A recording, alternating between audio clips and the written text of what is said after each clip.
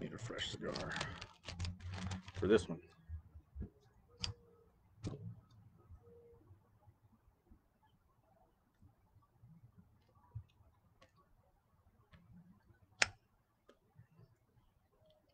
Carry the ember right there. You can see it.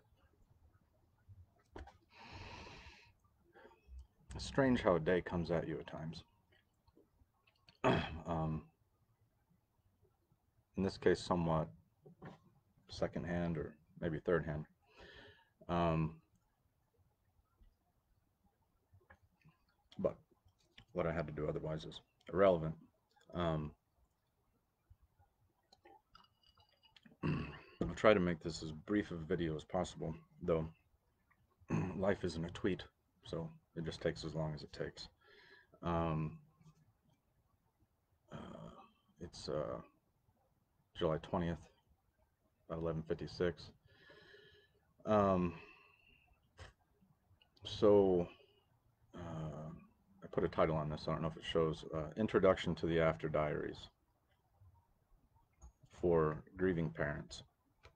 So um, on the 5th of May, my wife and I were in Denver, of course, in the midst of, you know, early COVID and all that kind of stuff. And our uh, anniversary was coming up on the 16th, but we found a good deal for tickets. And it was like, well, we'll fly out to Denver, hang out on Tower Road, get to go, hang out in the hotel room. And, you know, because shit's weird. And our kids, which are all but one adults at this point, um, three were at home, and getting notifications. Um, and then one of our sons, Nathaniel, who had an upcoming job in uh, at the Grand Canyon, going back to the Grand Canyon where he'd worked a previous season, um, went out on an adventure for a few weeks um, since the job was delayed, and he was in Nevada. Well, um, in the ways that life comes at you,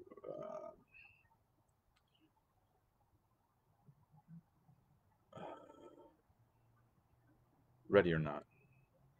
Um, so it was Tuesday. Angie and I had dinner, or brought dinner back. We were hanging out in the hotel, and let me say, okay, so anyone who's watching live, all two of you, whoever they may be, and who watches this after, um, I'll discuss things in this that are very emotional. I'm not necessarily big on trigger warnings, but trigger warning. I'm talking about life and death shit here. Um, and I'm rarely ever nervous to speak or to say anything. Um, but the gravity in this situation had me just sitting here for a while, uh, taking deep breaths, not wanting to hit the live button. But I believe in being unedited as much as possible in a world that is so edited, because I don't think that truncating our humanity down to sound bites does the world any justice. So, I'll give it to you how it came. All right, um, and I have to lay this foundation to get to the title of the video and the why. Um, so it was late at night. Uh, we're on our anniversary trip, albeit a strange COVID-19 anniversary trip. Um, making love. 11:53, 54, 11:54. My phone, which was on the nightstand, rang. How often do you get a phone call in 2020? You know, and I didn't recognize the number. It was an out-of-state number. Of course, we were out of state, but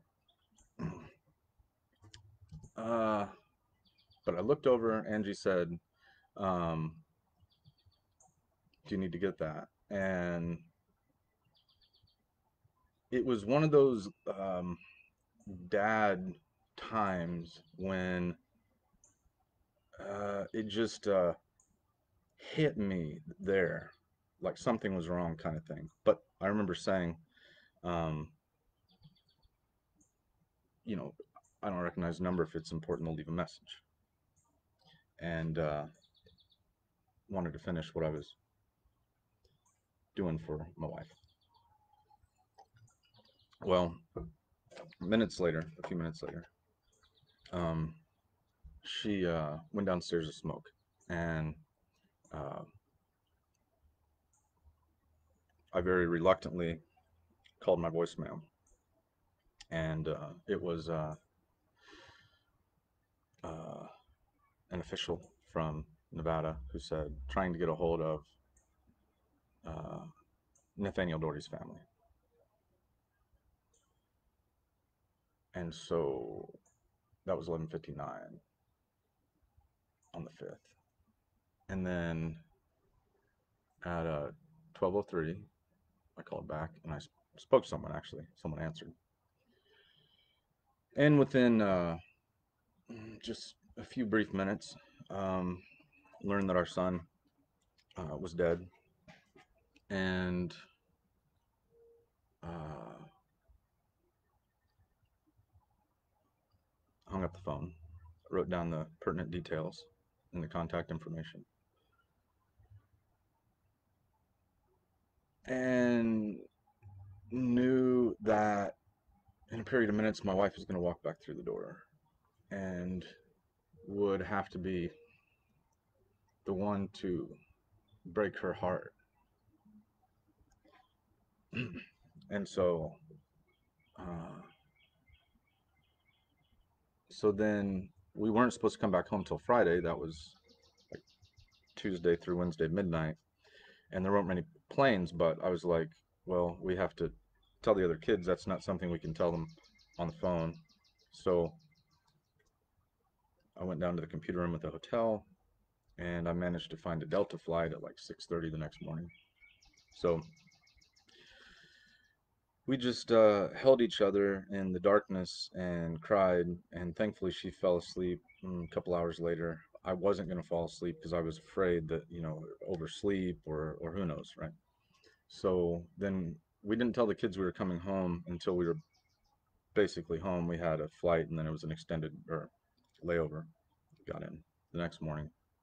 I'm sorry, the next around noon. And uh, and then when we landed, just messaged the kids, "Is everyone home?" Which they were, and they knew something was wrong. Because where are we home 2 days early? Uh, and so we talked. Of course, it was horrible, and uh, yeah, that was the worst moment of my life. Was telling the kids. Moment number two, telling my wife, and moment number three, finding out myself. And then we just spent the rest of the day at home. All of us basically. Uh, and then the next day, Thursday, it's like, what do what how do you tell people, how do you tell loved ones, so we were going to put some kind of a post on just informing friends and family on Facebook of you know the the unfortunate horrible tragedy and in the generalities of the situation. And so I was going to type that up, and everything pretty much was closed, and I wanted time to myself. So Oasis Diner, who are like uh, OGs of the COVID situation because they had to go the whole time, which helped me out a lot and a lot of other people when you couldn't get food other places. Um, and it was a place to go. So I took my laptop, threw it in my fucking backpack, walked the mileage down, got a cup of chili as I recall, and I was sitting there at this picnic table. There's like a hummingbird or bird feeder back behind me. And because I write stuff down, poems, songs, whatever, just journal, essay, that's a big way of how I get through life, for the better, for the worse, and everything in between. I have to get it out. And I just had a sense that in what would be the upcoming days and weeks and months, uh, that I was going to have a lot more that I needed to get off my chest than what I would have time or energy to write. And so I was getting ready to, type up what I would then take home for the family to read over, and, is this okay? Does this sound, you know, good? Good is not the word, but um, and so I just popped my laptop camera open and I just started talking to it, and that was pretty short. And then I think after I finished typing it up, then I did another little journal, and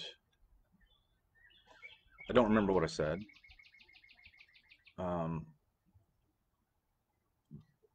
and I just kept doing that, and and there's still, I'm sure, a few more to do, because we're still waiting on the headstone, and our son was cremated, so we didn't want to have the final interment, don't want to have the final interment until his headstone is placed, and all of that. So this whole situation for us is not finished yet, as far as all of the to-dos, the merciless to-dos when you lose a person, that you love, and particularly your child. So I don't know, maybe a week or so into doing these, uh, I was like, what do I call these? Like, what do I, it's like, dad's going out to do a video, and losing a child makes your life before and after. Everything after is not like it was before. So I called it the After Diaries. And it's pretty much just for me. And I thought maybe someday, maybe, you know, grandkids could look back and see, like, how did the family make it through this tragedy, which I've only tried to speak on these diaries, um, as uh, from my vantage point. I'm not trying to speak like my wife's experience or our kids' experiences, or I'm just trying to share. I'm trying to offload my experience, um, to get it off my chest so I don't explode. Well, uh, one of my buddies who's been, and there have been people who have been fantastic help through this situation, uh, who on a couple of occasions since Nathaniel died has given time to listening and talking with me. Um, Rooster in the background and the neighbors. Um, and it's been a great help, for his listening ear. Well, we were actually hanging out just last week, bike riding and such, and we were at, ironically, Oasis Diner. And so I actually, outside of our family, I hadn't said anything about doing these journal diaries, except for accidentally when I did a live stream that was unrelated. No, I'm sorry, it wasn't unrelated. Uh, this is when I got my tattoos for Nathaniel. Uh,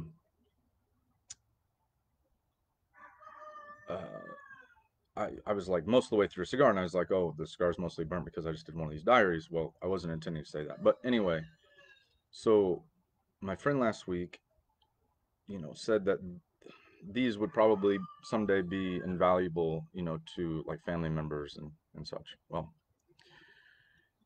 anyway, as things happen, today my wife and I were at Oasis having breakfast. We walked down there and uh, get a text notification. and it's my friend. And he had just, I guess, earlier woke up to the news of another one of his good friends from young days that I don't know, whose young adult son had died, and he was hurting on behalf of them, and reached out, in essence, like, what can I say? I don't know what to say. There's no magic pill, which there isn't for these situations. Um, and so, we just went back and forth a couple of times, and I was telling Angie, and of course, it's like you know, uh, I said to him last week when we were hanging out, I said nobody would ever want to become an expert in how to deal with losing a child because it takes losing a child.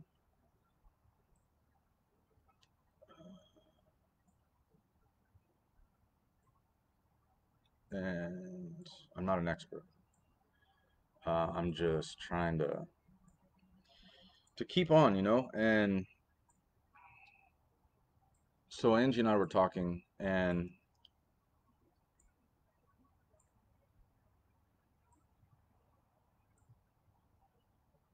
feeling the pain of strangers who we don't know because it's their day one. Uh, and day one was a bitch, man. Day two was a bitch. Day three was a fucking bitch. And we're 2 months and a half down, and whatever day this is a bitch.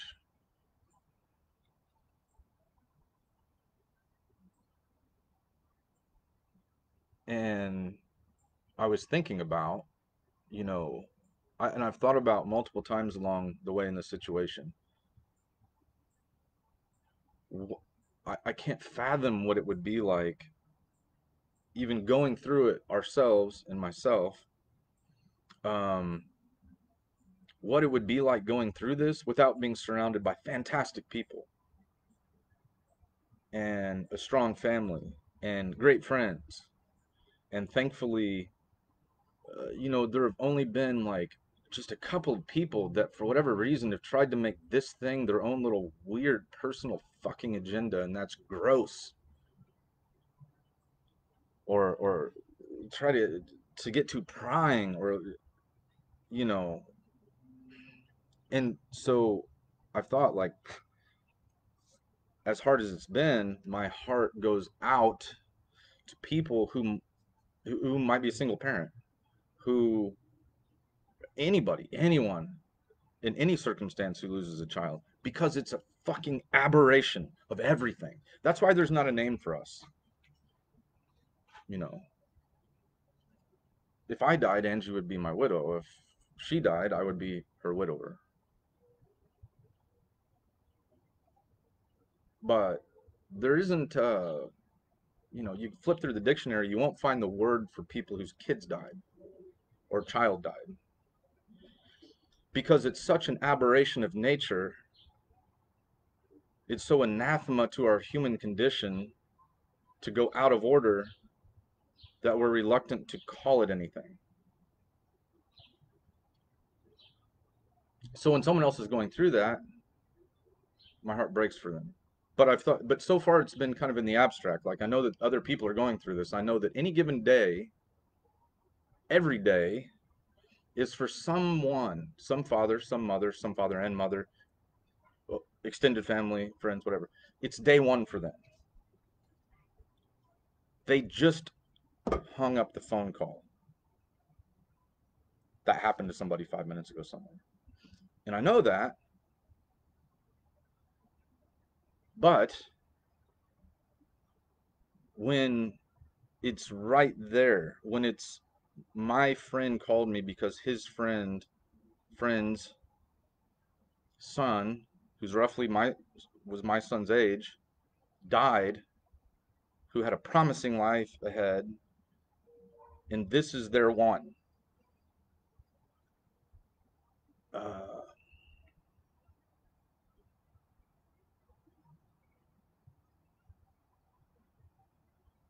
of all the other ones come after. So I don't worry so much about being a good guy or in these kind of classical moral frames. What I'm concerned with in life is to do what the moment calls for, regardless of whether you want to do it or not. And as my buddy reached out to me and he said his wife thought like, message Luke, you know, why? Well, because my son died 2 months ago. And his other friend just lost his son. Well, okay.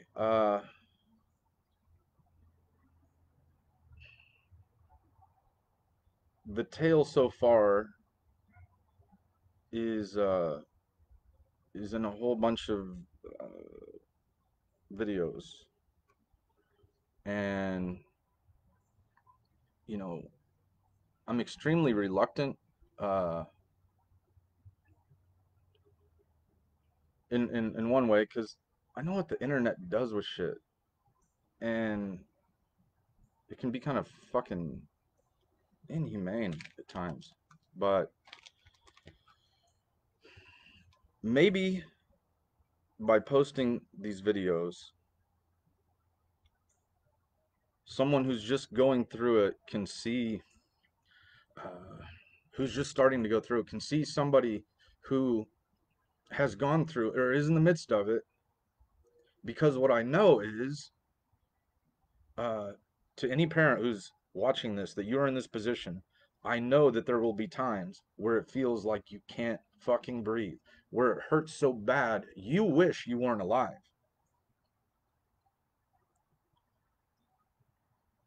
because you can't stop the hurt. But all you can do is keep moving.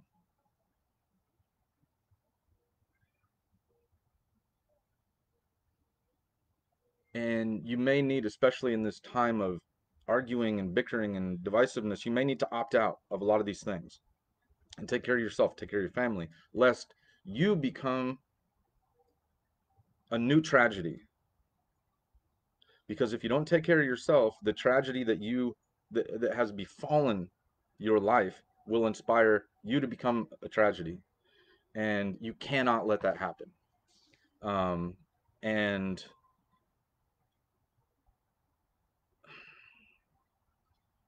I don't know what the fuck I say in these videos. Not this one. I know what I'm saying, but in the videos that I've made, I haven't watched any of them. I don't plan to ever watch any of them, because it was being lived in the moment, and I don't really want to watch any of them. But I think that maybe they can help somebody to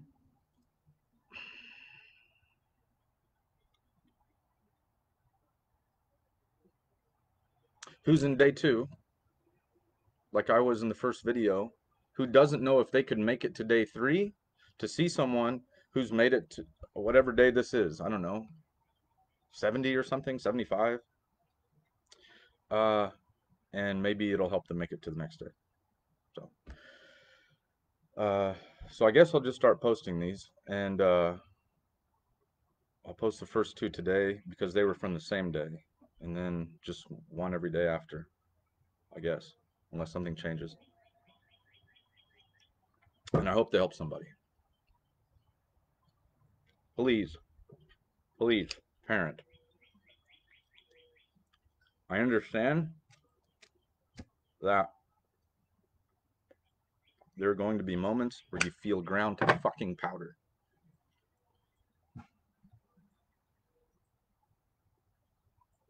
There's nothing I can do about that. I am utterly sorry that you have lost your child. Please don't hurt yourself. Please don't fall too hard into a bottle or a handful of pills or a needle. because that won't fix anything. It will numb some things, but it won't fix anything. As a matter of fact, it will hurt more things and more people. Um, so I guess I'll just post one of them and I'll put the thing in the comments maybe on my YouTube, and or just search my name, my full name, and After Diaries on YouTube at some point later today, or anytime. I mean, I'm just gonna leave them up unless for some reason, and I wouldn't be doing this without my wife's blessing, but she thinks that it could perhaps help directly the people who my friend wrote me about, who are his friends, or anyone. So, and worst to worst, I did write this down so you would not have to look it up. If you, this is the National Suicide Prevention Line. If you get to a point where you feel so overwhelmed that you don't know what else to do, please call this number. And I think you can also text it or you know chat it or whatever. Um, or feel free to reach out to me. Um, and yeah, I'm sorry for your loss.